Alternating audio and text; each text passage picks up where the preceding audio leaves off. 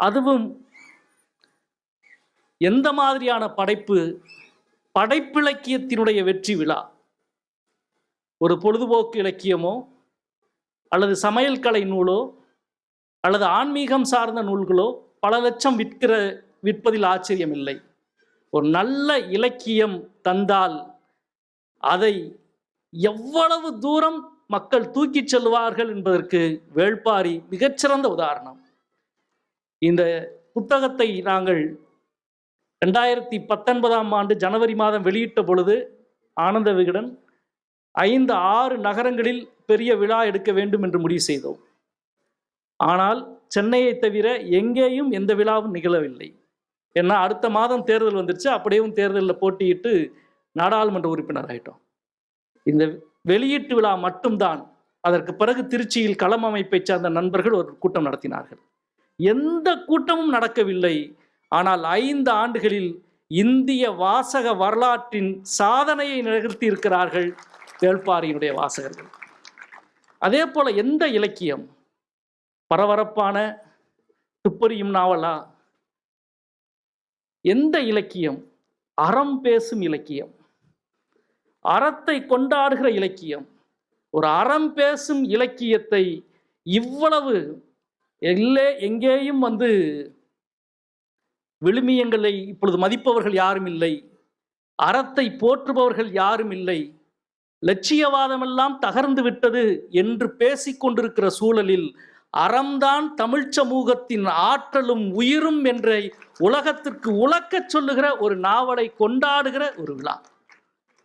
இந்த மொழியினுடைய வளமையில் உலகின் மிகப்பெரிய மிக பழமையான ஒரு முதுமொழி இந்த மொழி, நம்முடைய தமிழ் மொழி. இங்கே உள்ளே வந்தவுடன் ஐயா அவர்கள் கேட்டார்கள், எத்தனை மணிக்கு நிகழ்ச்சி முடியும் அப்படின்னு கேட்டாங்க. எனக்கு ஆச்சரியமாக இருந்தது. எத்தனை மணி வரை நிகழ்ச்சி நடக்கும் என்று கேட்டார். எத்தனை மணி வரை நிகழ்ச்சி நடக்கும் என்ற இந்த சொல் உண்மையிலே ரொம்ப ஆச்சரியமான ஒரு வார்த்தை. இது என்ன ஆச்சரியமான வார்த்தை என்று யோசிக்கிறீங்களா? ஒரு 25 ஆண்டுகளுக்கு முன்பு பொதிகை மலையிலே இருக்கிற காணிகள் கிராமத்திற்கு மலை மேல் இருக்கிற குடிலுக்கு போயிருந்தேன். ஒரு இளைஞனோடு காடெல்லாம் அலைந்து கொண்டிருந்த பொழுது அதோ இருக்கிறதுல அந்த பாறை, அதுதான் எங்கள் வரை என்று சொன்னார். எனக்கு புரியல, என்ன சொல்ற அப்படின்னா, அதுதான் எங்க வரை அப்படின்னா. இது புதிதாக கேள்விப்படாத ஒரு சொல்லா இருக்கு. என்ன வரைனா என்ன அப்படின்னா, வரைனா எல்லை.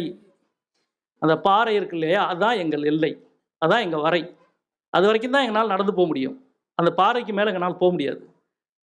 அந்த வரையை தாண்டி மேலே நடந்து போகிற ஆடுகள் இருக்கு இல்லையா, அதுதான் வரையாடு என்று சொன்னார்.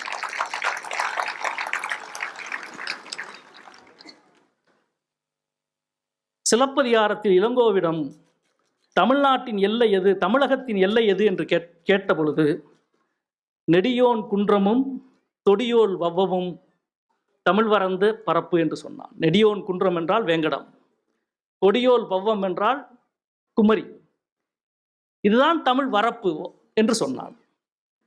வரை மறவி வரம்பாகி அப்புறம் வரப்பாயிடுச்சு, வயல் வரப்பு என்று நாம் சொல்கிறோம். வயலின் எல்லை வரப்பு. அதாவது இந்த சொல் ஒரு 5000 7000 ஆண்டு பழமையான ஒரு சொல்லா இருக்கலாம். ஆடுகளை மனுஷன் கண்டுபிடிச்சிட்டான். இது செம்மறி ஆடு, இது வெள்ளாடு, இது மலையாடு.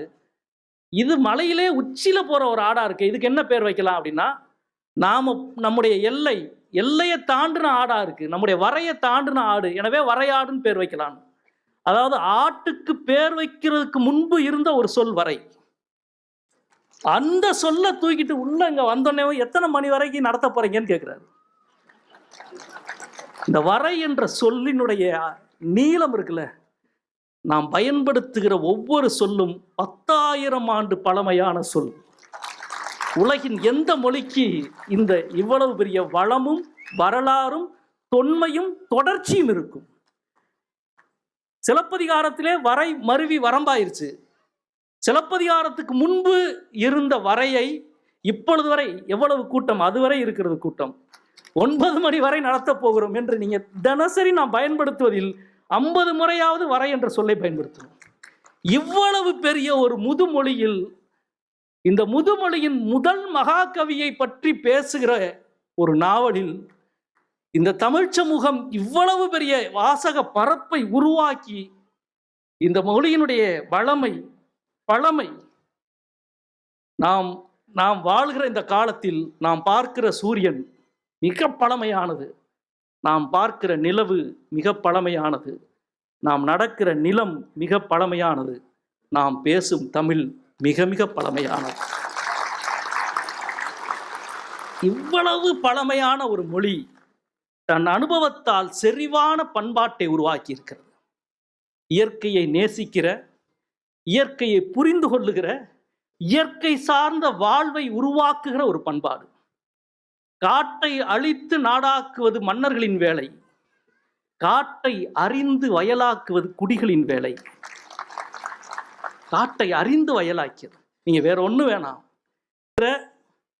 அந்த நேக்காவிலிருந்து, கைப்பிடியில இருந்து, சாரத்திலிருந்து ஒவ்வொன்றும் என்னென்ன மரத்துல எடுத்து செய்யணும், மாட்டு வண்டியினுடைய ஒவ்வொன்றும் என்னென்ன மரங்களில் இருந்து செய்ய வேண்டும் என்ற ஒரு அறிவு தொகுப்பு இருக்கு. எந்த புத்தகத்திலும் கிடையாது. ஆனால் கிராமத்தில் ஏதாவது ஒரு கிழவனோ கிழவியோ இன்னும் அந்த அறிவோடு இருக்கிறாள். கருந்துவரையும் கருங்கல்லும் என்ற ஒரு வாசகம் உண்டு. மாட்டை அடிச்சு ஓட்டுறதுக்கு அந்த தார்கம்புன்னு சொல்லுவாங்கல்ல, அந்த கம்பு கருந்துவரையில தான் செய்யணும்னுவாங்க. கருந்துவரையில எதுக்கு கம்பு செய்யணும் அப்படின்னா, சித்த வைத்தியர்களை கேட்டால் சொல்லுவாங்க. இங்கே மருத்துவர் கு சிவராமன் உட்கார்ந்திருக்கிறார். காயங்களை, புண்ணை ஆற்றுகிற குணம் கருந்துவரைக்கு இணையாக வேறு எந்த செடிகளுக்கும் கிடையாது. புண்ணை ஆற்றுகிற, காயத்தை ஆற்றுகிற கருந்துவரையில் இருந்து நீ குச்சி செஞ்சுதான் மாட்டை ஓட்டணும் அப்படின்னா, மாட்டை அடிச்சா வலிக்கும். அதை தாண்டி புண்ணாயிருச்சுன்னா அந்த அடிக்கிற அந்த கம்பின் சாரே அந்த புண்ணை காயப்படுத்திடும். அதுதான்டா அறம். ஒரு கிராமம் அமைக்கணும்னா அந்த கிராமத்துக்கு முதல்ல மாடுரச கல்லமைக்கணும். அதுதான் தர்மம் என்று சொன்னார். மாட்டுக்கு பூச்சிகளும் புண்ணுகளும் இருக்கும். அது போற பொழுது உரசிட்டு போகும். அப்படி உரசிட்டு போறப்ப அது சரியாகும். கருந்துவரையும் கருங்கல்லும் தான் நம் கண்டுபிடித்த முதல் அறம் என்ற வார்த்தை எவ்வளவு பழமையானது. இவ்வளவு பழமையான ஒரு மொழியில் இத்தனை 1000 ஆண்டு சேகரித்த இயற்கை சார் வாழ்வு, அது சார்ந்த பண்பாடு, அதை போற்றுகிற அறம். ராஜராஜ சோழன் தான் கல்வெட்டில் முதல் முறையாக ஒரு வார்த்தை எழுதினான். இந்த தர்மம் காப்போரின் ஸ்ரீபாதம் என் தலைமேல் என்று கல்வெட்டில் எழுதினான். ஒரு கோவில் கட்டுறாரு. அந்த கோவில் கல்வெட்டில் இந்த தர்மம், ஒரு குளம் வெட்டுறாரு. அந்த குலத்துக்கான கல்வெட்டுல இந்த தர்மத்தை, இந்த அறத்தை காப்பவர்களினுடைய பாதம், ஸ்ரீபாதம், அவருடைய பாதடி என் தலைமேல் என்று சொல்லி ராஜராஜ சோழன் முதல் கல்வெட்டை எழுதினான். அதற்கு பிறகு பல மன்னர்கள் குளம் வெட்டினாலும், கண்மாய் வெட்டினாலும், கால்வாய் வெட்டினாலும் வைக்கிற கல்வெட்டில் இந்த தர்மம் காப்போரின் ஸ்ரீபாதம் என் தலைமேல் என்று எழுதினார்கள். இது வரலாறு முழுக்க இருக்கிற உண்மை. இதே தான் பக்தியிலும். நீங்கள் வைஷ்ணவ கோவிலுக்கு போனால் நம்முடைய தலையில் சடாரி வைப்பார்கள். சடகோபம் என்றதுக்கு பெயர். அந்த சடாரியில் என்ன இருக்குன்னு தெரியுமா? நம்மாழ்வாரின் பாதம் இருக்கும். அவர் பாதத்தை உங்கள் தலைமேல் வைப்பது என்பதுதான் அதனுடைய தாற்பயம். வைணவம் மதமும் பாதத்தை நம் தலைமேல் வைத்து ஆசீர்வதித்தது. அரசகுடி பேரரசர்களும் இந்த அறத்தை நீ காப்பாற்றினால் உங்களது பாதத்தை என் தலைமேல் வைத்துக் கொள்கிறேன் என்று சொன்னது. ஆனால் 2000 ஆண்டாக எந்த கல்வெட்டும் பதியாமல், எந்த செப்பேடும் எழுதாமல், அறம் செய்கிற எல்லோரின் பாதமும் தன் தோளில் தூக்கி சுமந்த ஒரு கதாபாத்திரம், ஒரு வரலாற்று நாயகன் உண்டென்றால் அவன் வேள்பாரி என்ற வரலாற்று நாயகன். இது பாரியின் நூல் மட்டுமல்ல, அவன் பாதடியை சுமக்கிற நூல். இது ஒரு மேஜிக் மாதிரி. நான் வாரந்தோறும் 5 ஆண்டுகள் ஆகிவிட்டது இந்த நாவல் எழுதி முடித்து. இன்றைக்கும் ஒரு வாரத்துக்குள் ஒருவர் வந்து கேட்பாரு, சார் என் குழந்தைக்கு வேள்பாரியிலிருந்து பேர் வச்சிருக்கிறேன். ஒரு அம்மா வந்து கேட்கும், என்னுடைய குழந்தைக்கு இந்த பேர் வச்சிருக்கேன். எனக்கு அவ்வளோ குழந்தைகளை மேலே ஏற்றுறோம். வேள்பாரி நாவல் வெளியீட்டு விழாவின் பொழுது குழந்தைகளுக்கு பெயர் வைத்திருக்கிற பெற்றோர்களையும் குழந்தைகளையும் மேடைக்கு ஏற்றலாம் என்று அறிவிச்சுட்டோம். விகடன்லேருந்து 162 பேர் அன்றைக்கு பேர் கொடுத்தாங்க. ஆனால் என்ன பிரச்சனைனா, எல்லா குழந்தைகளும் 4 மாத 5 மாத குழந்தைகள். அதுக்கு பிறகுதான் செஞ்சது, ஐயோ மேடையில் ஏற்ற வேணாம் அப்படின்னு சொல்லிட்டு அப்படியே மேடை உட்கார வச்சோம். எனக்கு தெரிந்து இப்பொழுது ஏறக்குறைய 2500 இருந்து 3000 குழந்தைகளுக்கு வேள்பாரி நாவலிலிருந்து பெயர் சூட்டப்பட்டிருக்கிறது. உலகில் வேறு எந்த ஒரு எழுத்தாளனுக்கும் அந்த வாசக சமூகம் இப்படி ஒரு கைமாறை வழங்கியிருக்குமா என்று எனக்கு தெரியாது. இது எழுத்தாளனுக்கு வழங்கப்பட்டதல்ல, வேள்பாரிக்கும் பரம்புக்கும் இயற்கையை நேசிக்கிற மனித வாழ்வுக்கும் கொடுக்கப்பட்டிருக்கிற கைமாறு. என் குழந்தைக்கு இந்த பேர் வச்சிருக்கோம் அப்படின்னு சொன்னாலே அடுத்த நிமிஷம் இன்னொருத்தவங்க வந்து, சார் ஏன் சார் தேக்கனை கொண்டீங்க அப்படின்வாங்க. இந்த தேர்தலில் நடந்தது, இந்த நாடாளுமன்ற தேர்தலில் வாக்கு எண்ணப்படுகிற அன்றைக்கு உங்களுக்கு தெரியும் வந்து தபால் வாக்குகள் தான் முதல்ல எண்ணுவாங்க. தபால் வாக்கு ஆரம்பித்த பிறகு தான் இவிஎம் மிஷின்லாம் எண்ணப்படும். நான் தபால் வாக்கு ஆரம்பிச்சுட்டு அதுக்கு பிறகு இவிஎம் மிஷின் எண்ணுகிற ஒவ்வொரு வாக்கு கூடமாக போய்கிட்டு இருக்கிறேன். போகிற பொழுது ஒரு தோழர் வேகமாக வந்து தபால் வாக்கில் பிரச்சனை ஆயிடுச்சு, அந்த அம்மா வந்து வாக்கு எண்ணிக்கையை நிறுத்திட்டாங்க அப்படின்ட்டாங்க. வாக்கு எண்ணிக்கையை நிறுத்துகிற அளவுக்கு என்ன பிரச்சனை ஆயிடுச்சுன்ட்டு வேகமாக திரும்பி வர்றேன். அங்கே போவோன்னு சொல்லிட்டு வந்துட்டு இருக்கிறப்பவும் சொல்கிறாங்க, அந்த அம்மா வந்து அந்த வேட்பாளரோட உறவினர்னு சொல்கிறாங்க அப்படின்னு ஒரு தகவல் சொல்லப்படுது.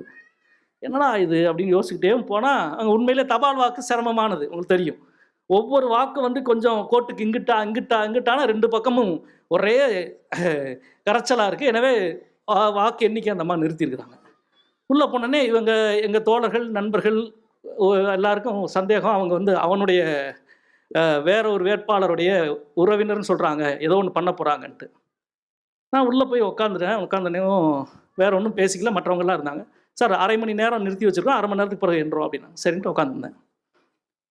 ஒரு நிமிஷம் அப்படி தாங்கிட்டு இப்படியே பார்த்துட்டு, பொச்சையை போய் கொண்டுட்டீங்களே சார் அப்படின்னா. நான் எந்திரிச்சு வணக்கம் அப்படின்ட்டு வெளியில் வந்துட்டேன். எங்கள் நண்பர்களாம், சார் அவங்க அந்த அம்மா வந்து அவங்க உறவினர்னு சொல்கிறாங்க, வாக்கு எண்ணிக்கை வேற நிறுத்தி வச்சுருக்குறாங்க அப்படின்னு. ஓயா பொச்சுவையை கொண்டுட்டேன்னு கேட்டுக்கிருக்கிறாங்க, வா வா அப்படின்ட்டு. நீ நல்லா பாரு, இங்கிட்டு பெட்டியில் இருக்க பூரா வாக்கையும் தூக்கி நம்மளுக்கு போட்ட போகிறாங்க, அதை மட்டும் பார்த்துட்டு வா அப்படின்னு கேட்டுக்கிறேன். அதாவது வந்து அதுக்கு மேலே நம்புறதுக்கு என்ன இருக்குங்க? அதுக்கு மேலே அவங்கள சந்தேகிக்க என்ன இருக்கு இல்லையா? அதுக்கு மேலே சந்தேகிக்க ஒன்றுமே இல்லை. பொச்சுவையை கொண்டுட்டீங்களேன்னு கேட்குற ஒரு குரல் 2 அணிகளும் மோதிக்கு இருக்கிற வாக்குச்சாவடியினுடைய வாக்குச்சீட்டுக்கு நடுவில் இருந்து பொச்சுவையை கொண்டுட்டேன்னு கேட்டா என்ன ஒரு தாகம், என்ன ஒரு அந்த கதாபாத்திரத்தின் மீதான காதல். அவங்க வந்து அழகா சொன்னாங்களா, அப்படி ஒரு கேரக்டர். இப்படி ஒரு பக்கம் ஏன் கொன்னுட்ட ஏன் இறந்தார்கள் என்ற கேள்வி குரல் கேட்டுக்கொண்டே இருக்கிறது. ஒரு பக்கம் மீண்டும் மீண்டும் இந்த பெயர்கள் பாரியும் எவ்வியும் பொச்சுவையும் குழந்தைகளுக்கு வைக்கப்பட்டு கொண்டே இருக்கிறது. நாணயத்தின் இரு பக்கத்தை போல இறப்பவர்களை ஏற்றுக்கொள்ள மாட்டோம், ஆனால் மறைந்து விட்டதாக சொல்லுபவர்களை நினைவுபடுத்தி கொண்டே இருப்போம் என்று சொல்லுகிற ஒரு கூட்டமாக, சொல்லுகிற பெரு அன்பாக இந்த வாசக பரப்பு விரிந்திருக்கிறது. சிலை செய்வதற்கும் நிலை செய்வதற்குமான கதவு மரங்களை தேர்வு செய்வதற்கு நிறைய வழி இருக்கு. அதுல ஒரு வழி வந்து அந்த மரங்களை வந்து தண்ணீர்ல மிதக்க விட்டுருவாங்க. உங்களுக்கு பார்த்தா தெரியும், அந்த தண்ணியில அந்த மரம் மிதந்துருச்சுன்னா, மிதக்க போட்டா 1/4 பகுதி தண்ணிக்குள்ள போயிட்டு 3/4 பகுதி மிதந்தா அந்த மரத்தினுடைய குணம் இது. 1/2 பகுதி மரம் தண்ணிக்குள்ள முங்கிட்டு மீதம் 1/2 பகுதி தான் மேலே மிதக்கிறதா, அந்த மரத்தினுடைய குணம் இப்படி. 3/4 பகுதி மரம் உள்ளே முங்கிட்டு 1/4 பகுதி தான் மேலே மிதந்தால் அந்த மரத்தினுடைய குணம் இப்படி. இதுதான் படைப்பிழப்பிக்கும் பொருந்தும். உண்மைக்குள் எவ்வளவு மூழ்குகிறோம், புனைவுக்குள் எவ்வளவு மிதக்கிறோம் என்ற வித்தை தெரிந்துவிட்டால் மிதப்பவனின் மோகம் மூழ்கிற ஈரத்தை உணரும், மூழ்கிற ஈரம் மிதக்கிற காற்றின் அனுபவத்தை ருசிக்கும்.